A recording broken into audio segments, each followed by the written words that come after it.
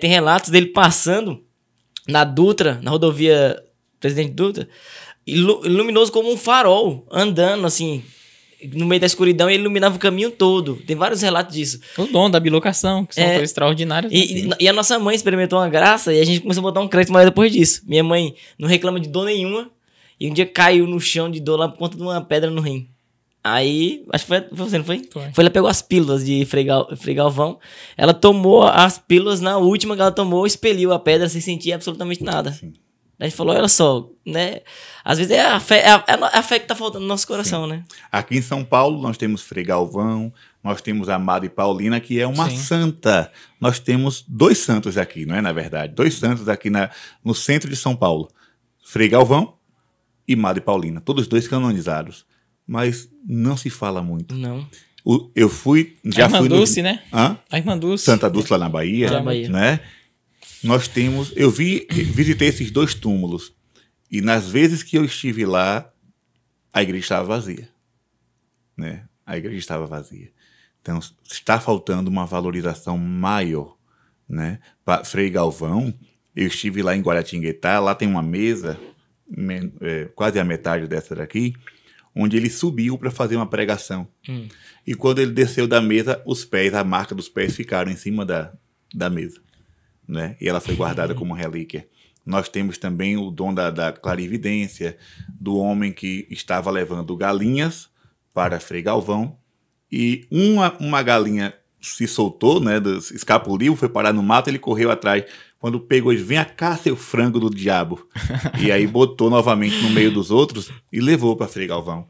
Quando chegou lá, Frei Galvão olhou assim, pegou aquele mesmo frango e disse, esse aqui você leva de volta porque esse já foi dado ao demônio. Olha só. Meu Deus do céu. Né? Então, as pessoas não conhecem esses relatos, mas nós temos grandes santos aqui no Brasil. Ô, padre, deixa eu aproveitar, já que você falou disso aí. E essa questão, né? Uma palavra ali que o cara falou, às vezes, sem consciência. Seu frango do diabo.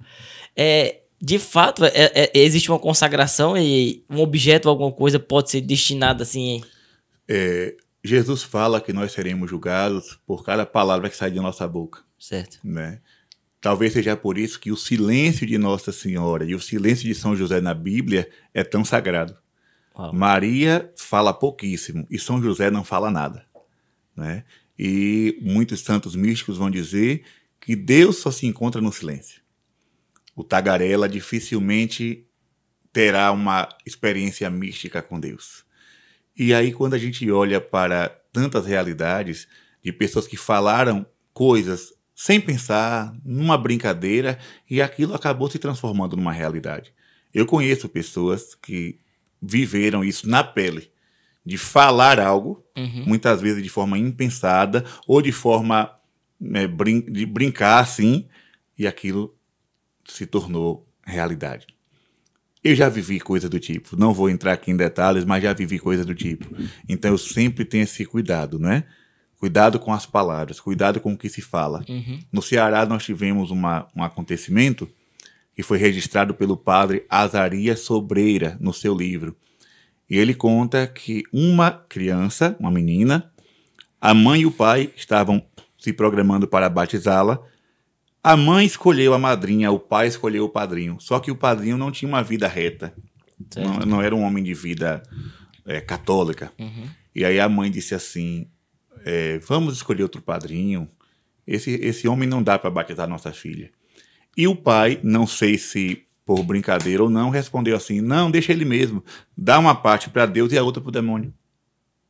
Meu Deus do céu. E com 5 anos de idade, essa criança começa a manifestar sinais de possessão. Olha que loucura. Né?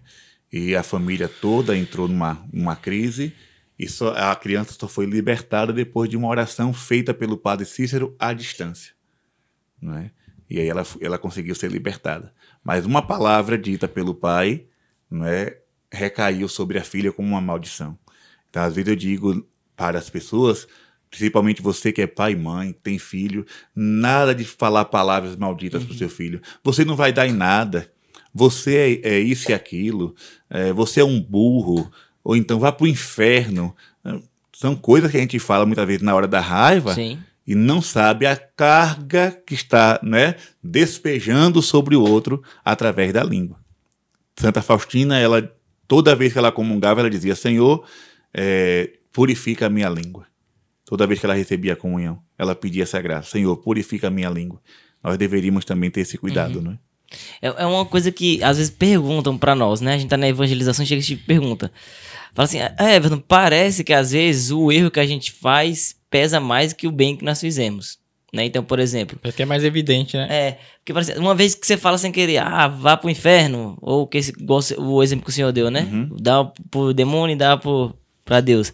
Parece que o demônio tomou mais posse do que Deus, sabe? Tipo assim, ficou mais evidente aquilo que o demônio recebeu com mais...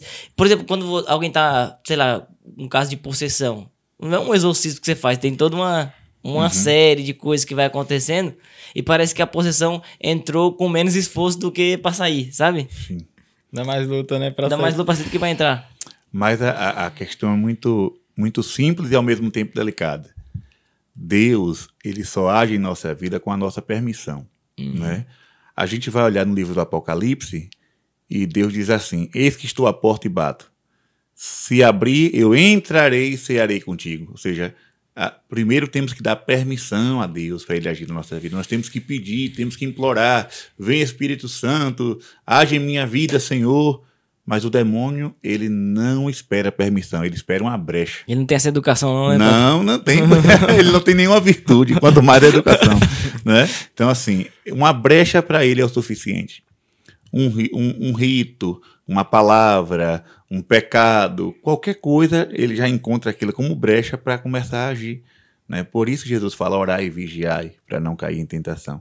Faz sentido. Para que Deus age em nossa vida, tem que existir um esforço também da nossa parte, né? Mas para o demônio, uma brecha é o suficiente. Acho que entra de novo naquilo também que as pessoas tendem a colocar o olhar naquilo que é mais negativo. Porque até mesmo alguém que pede a benção pro Senhor, o Senhor fala: Deus abençoe. O peso que tem isso também é a pessoa reconhecer que ela está sendo abençoada de fato, que não são só palavras. Sim. Né? Então, assim, às vezes a gente fica mais voltado para aquilo. Aconteceu esse mal comigo por conta dessa palavra. Agora um bem a gente parece que não atribui porque eu fui abençoado. Não bota o mesmo peso, né? Vira um negócio corriqueiro. E com relação a julgo hereditário, o senhor acredita que isso existe? Acredito. Acredito porque já lidei com esses casos, né? Eu posso citar aqui, acredito que citar o nome da pessoa, não vou citar o nome. Um político, um presidente do Brasil, lá dos anos 50, que se suicidou. Vocês devem saber quem é. Depois de alguns anos, o filho dele fez a mesma coisa. E agora, nos nossos tempos, o neto dele fez a mesma coisa. Ou seja, um ato tão trágico que foi passado de pai para filho, para neto, né?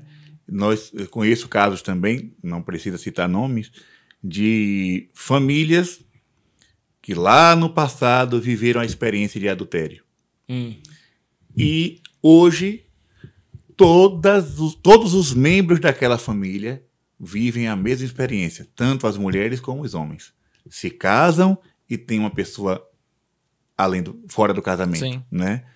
Então, uma relação extramatrimonial. Então, isso não pode ser normal. De fato, é uma herança que precisa ser cortada com muito jejum e oração.